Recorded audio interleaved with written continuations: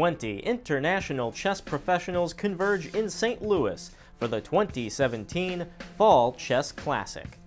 We're at halftime at the 2017 Fall Chess Classic. 5 of 9 rounds have been played. This is your weekend wrap-up. 2 rounds were played on Saturday and Sunday. Kovalev, Zherabuk, and Meyer in Group A had outstanding showings with 1.5 points out of 2 each. And the field has shaped up. We see the potential contenders emerging in this event. The fields combined have a prize fund of $36,000. The top prize in Group A is $6 grand. The top prize in Group B is $4 grand. We play 1 classical round of chess every day through Thursday, September 14. Rounds begin at 1 p.m. here in St. Louis, except for the last day, which begins earlier. Okay. We close out the weekend, the end of round 5. Daniel Naroditsky is here with me today with the black pieces. He defeated Tigran Petrosian. Going into this round, the tournament so far, how would you describe it for you? Well, it's been going a bit sluggishly. I lost that first round against Dariush, who played a positional masterpiece. I wasn't able to equalize in the opening, so not exactly the best way to start off a tournament.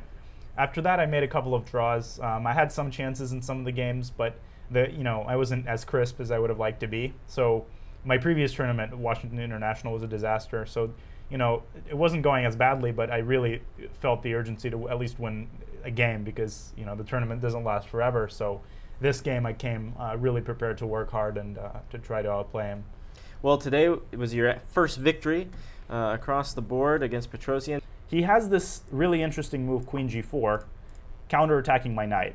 And here I wouldn't have taken with a pawn because this is very dangerous, but I saw this line, knight takes e5, pawn takes e5, and again there's a trap because if rook takes e5, then he doesn't just bail out, he takes on h6. Very troublesome. But I have this move f5, queen takes f5, queen d1 check, and I pick up this bishop. And I continue this line, e6, rook f8, but I think that black emerges more or less alive here. And actually, I think he wins in this position. So I was happy with what I calculated here, and Petrosian seemed to arrive at the same conclusion, and so he played g4 to stop f5, f6, protecting the pawn. And here was his main mistake, I think. After knight takes e5, now he was in very acute time pressure at this point, and so I was very surprised by king g2. He should have simply bailed out. I guess bishop e3, and basically I would have reached move 30 and offered a draw here. It's just maybe black has tiny push chances, but if white makes 1 or 2 careful moves, it's just a draw. But he played king g2 trying to maintain the tension, but what he missed, I think, was that this pin is actually very important, and I made this move king f7, which I think is the key move in the whole game.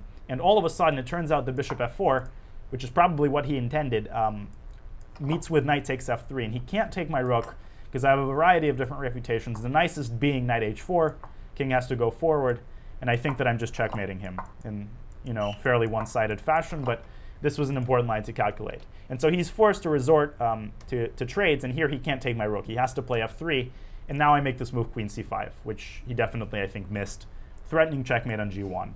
He has to defend, and now I'm able to cripple this pawn structure, which doesn't seem very meaningful, but I think it is, because this king is going to have chronic problems, and with 30 seconds to make 11 moves, I think that he made several further inaccuracies. He allowed my pawn to go to b3, which I think was the first, and then we kind of moved around. He was a little bit aimless here, and he allowed further concessions, the square on g3, the square on f4. I could feel the, some sort of mating combination already in the works, and I have this beautiful battery. And I won't go too deeply into the details here. I'm sure that he had a more careful way to play here. I think he can still hold the draw.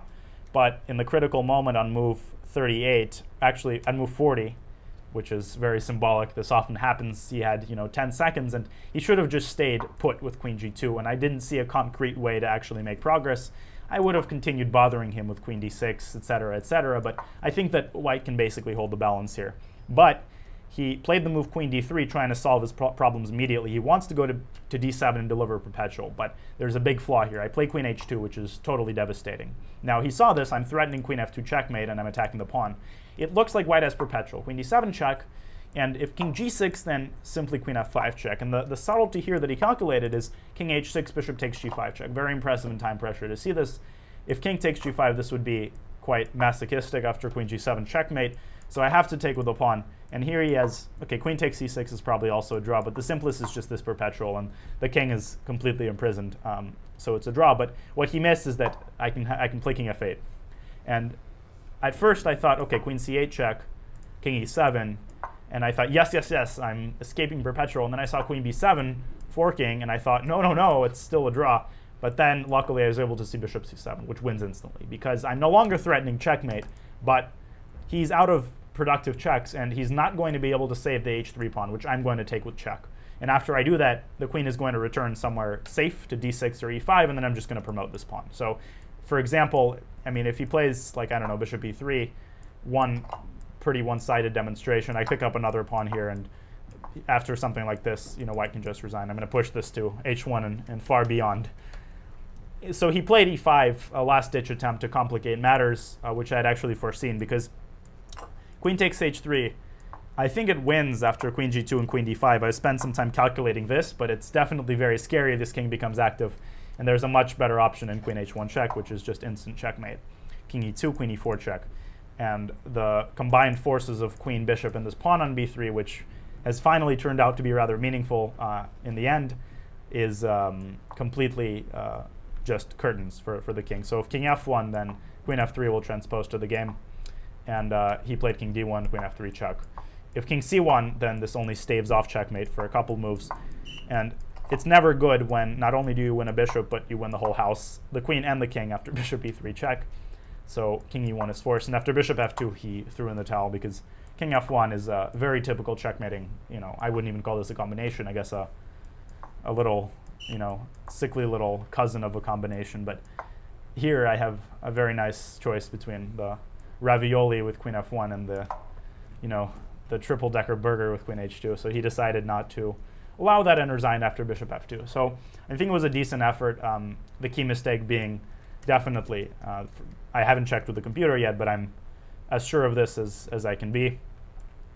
He shouldn't have played king g2. Practically speaking, that was almost the decisive mistake, and this would have just led to a draw. So I guess I got a little bit lucky, but I'm happy with the way I managed to finesse that advantage into something actually tangible. Good for you, and a tough tournament for Tigran. Daniel, you're one of the more colorful characters we see around here at the Chess Club. I love getting B-roll of you in the tournament hall because you really wear your emotions right on your face, a lot different from other players. Does that come naturally, or is that for some kind of conscious psychological edge? It comes naturally.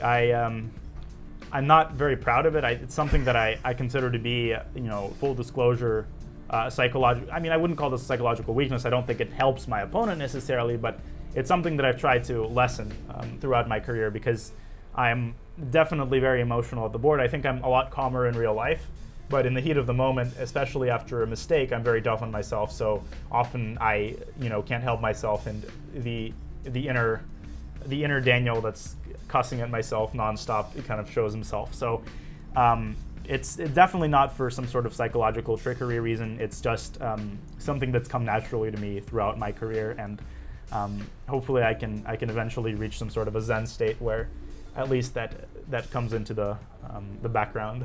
Well, hey, Kasparov is pretty emotional too. It can't be all wrong, right? Yeah. Well, Daniel, thanks for staying late and joining me. Ben. I do appreciate it.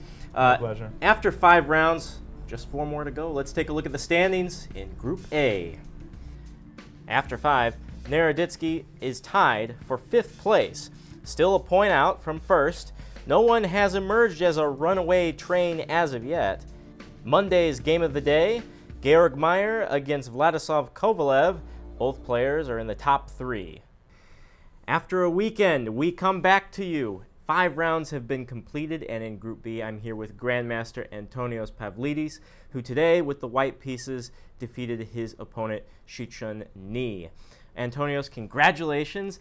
The first tournament ever in the U.S., you said. How are you enjoying your time so far? It's very nice over here. I've never been to U.S. even for holidays. I enjoy it really much, and the people are very nice as well, not only from the chess club, but generally they're very kind and they're willing to help you. Yeah, I think at some point I lost the control of the position, maybe here. Queen g3. I thought here actually, okay, he's threatening bishop e5, so I have to move my queen.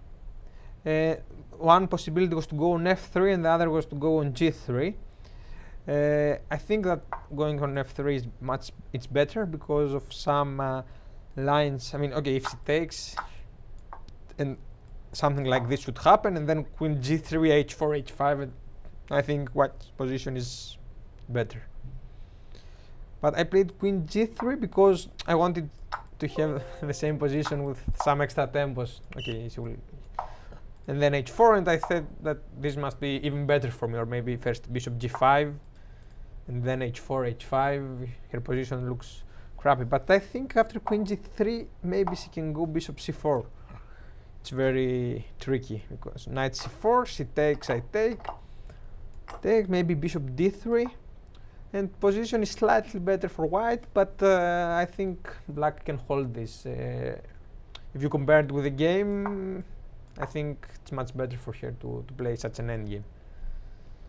Maybe even it's nothing for white, not even an advantage, because I have kind of weak structure. So basically when I played bishop g7, I was very happy because I protect and I attack, which is very nice. I mean, I have given a3 pawn, but h5 comes and I want to sacrifice on g6. c7 is also weak. She cannot really move the knight because she played knight c4. I go knight c6 again. She gives away other squares, and here she went rook c8, and I played h5, which was not my first choice. Firstly, I want to play this bishop d5. Maybe it's stronger, I'm not sure, because she has some problem in the e line, and I think only move is for her to go knight d6. And maybe I should continue like this, sacrifice on e6. Okay, maybe take like this, I mean it's the same. Rook e6 and something like this, and I think white is probably much better. I mean, I have a clear domination in the e file. I have a very good knight on c6. h5 is coming, queen will come to e4. I have a safe, maybe it's winning. I mean, maybe g4 also comes, knight e7 is a threat. Maybe this is what I should play. But I wanted to attack, that's why I played h5. And now she had this bishop d7, and I'm not sure what's going on now. Because basically I wanted to sacrifice on g6, but now it's not so good, as queen will come to f8 and nothing really happens. So I came up with another idea. Night before, I'm threatening some rook a2 moves to trap the queen. She played knight d6, and here I played bishop d5. Also, I mean, threatening some rook a2 at some point. For example, if she takes, I take. Rook e8, rook a2 wins the queen. It's a very nice variation. Maybe here she could play like this and give check, but I couldn't really see how she's going to protect on g6, because maybe something like queen b1, but I can go queen rook inside. I'm not quite sure. I mean, it's a bit unclear because she also has some good squares, queen to go queen f5, because there are always these perpetual checks. It's very annoying for me. I have to watch out. Maybe I have to play something like f3 here just to hold the position, and sooner or later it will be really good for me. Or maybe I can first take on d6 and then come rook e7. I don't know. I think it must be objectively better for white, but I have to be careful. She played this bishop f5, nice one. Now I played bishop e5. I think it's a good move because I'm threatening rook a2. It's everything up to this queen. I mean, she took the pawn on a3, and I managed to not to win the queen, but to trap her in the edge of the board. So she took on e5. I took knight b5. And now I thought for sharp minutes, and I couldn't really find a way to win. I mean, e6 was my initial intention, but she goes king g7, and if I take on f7, I thought it might be somehow winning, but she has again this Even rook h8. I didn't see rook h8, but I saw that she can go queen h6 and it's a perpetual. But anyways, it's a checkmate now. So this was not possibly 6, and I tried to calm him and played this really nice move, because now I'm threatening actually 6, because there's no real threat. I mean, I can take with the queen on a3 in the same variation. For example, if nothing, e6, and I take with the queen, and okay, it must be winning for me. I'm threatening queen e5, I'm threatening queen e8. It's too much for her. But I think here she should play knight d4, and it felt to me that I have to be somehow better, because okay, I'm threatening also bishop c6, a deadly threat, because the knight is hanging and the rook is hanging, and then knight comes on d5 and on f6, and she has weakened the position because she doesn't have the g7 bishop now. After knight d4, I'm not quite sure how I would react. It feels like I have to be somehow better, but really I couldn't find the way. Maybe I should take, go e6. I don't know if f6 is possible now. For example, king g7, I take, okay, this should be winning somehow. Don't know exactly, but it looks really annoying for black. Maybe some, but she took on c3 in this point, and I have this very nice move, I think, knight a2, and everything collapses. I mean, I protect all my pieces, and in the next move I take with a knight on c3, and it also protects I mean, the bishop on d5, like in the game, but okay, now it's totally winning. I have an extra piece, and it's just a mate. I mean, somehow it will finish at some point. Well, how do you evaluate your performance in this tournament so far? Well, I think I've played some really interesting openings. I'm satisfied because I hadn't been playing chess for some period, so it's a big a comeback for me. I lost first round to Alejandro Ramirez, who played a quite decent game, and also his performance in the tournament is really amazing. Superb, yeah. Yeah, but I think he lost today anyway. I mean, he's playing really good. I won another game with white against Arribas, and it was a nice comeback for me after losing first round. And the next 2 games I played with black, it was quite okay, and I drew them. I had chances to win, but okay, draw with black against grandmasters is a good result. I'm happy with my performance here, and I'm looking forward to the next rounds. Well, you said this is your first tournament in the U.S., and not to mention the chess club. I hate to put you on the spot, but have you given any thought to maybe coming here to St. Louis full-time? I've thought about it, and we're discussing with the chess club here, and maybe I have to apply to the university. And actually, my visit here is also connected with watching the chess club, the campus in St. Louis University. I hope we will find some way that I will be here next year. Okay, this year it's already too late to apply for the university, but even if I don't manage to come here, it's a very nice experience, and maybe I will be here for chess in the future as well. Well, we wish you the best, certainly, Antonios Pavlidis. Let's take a look at the standings after 5 rounds in Group B.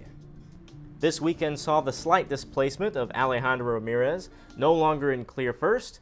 That honor is now bestowed upon Alan Pichot. On Monday, Pichot takes on Chandra with the white pieces to see if he can extend his undisputed lead. Each round's notable players will be interviewed in this recap, but remember to follow the games live every day at 1 p.m. in St. Louis via Chess24 and USChessChamps.com.